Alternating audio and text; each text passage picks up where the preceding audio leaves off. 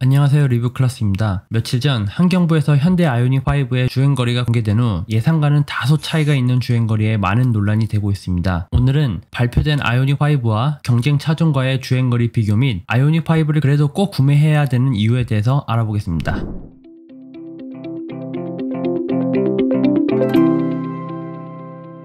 지난 3월 환경부 인증 주행거리에 따르면 아이오닉5의 주행거리는 429km라고 합니다. 이는 19인치 타이어를 장착한 롱레인지 후륜구동에서도 가장 낮은 익스클루시브 트림 기준입니다. 하지만 큰일이 장착되면 디자인과 주행 성능을 얻는 대신 당연히 연비나 전비 면에서는 손해를 보겠죠. 따라서 20인치가 장착되는 익스클루시브 트림이나 프레스티지 트림은 당연히 이보다도 주행거리가 줄어들 것입니다. 환경부에 따르면 롱레인지 후륜 20인치 휠을 장착한 프레스티지 트림 기준으로 상온에서는 405km, 영하 6.7도 이하 저온에서는 무려 354km까지 떨어진다고 합니다. 전기차의 특성상 겨울에는 20%에서 30%까지 효율이 떨어지니 354km도 충분히 가능한 수치입니다. 사실 주행거리 400km의 절대적인 수치만 본다면 경쟁사 대비 크게 아쉬운 편은 아닙니다. 하지만 현대차가 지난해 자동차 전용 플랫폼인 eGM4를 공개하면서 1회 충전의 최대 거리를 500km로 측정하면서 많은 사람들이 eGMP가 적용되는 아이오닉5도 그와 비슷한 수치를 갖는 것은 아닌지 기대치를 너무 올려놓은 것도 한몫한 듯합니다. 또한 다른 브랜드 전기차들은 현대나 테슬라처럼 아직 전기차 전용 플랫폼이 없습니다. 기존 내연기관 구조를 기반으로 한 전기차이다 보니 당연히 전비에 최적화된 구조가 아니었을 것입니다. 따라서 당당하게 전기차 전용 플랫폼을 갖춘 아이오닉5다 보니 사람들의 기대치가 무척이나 높았을 것이라고 생각합니다.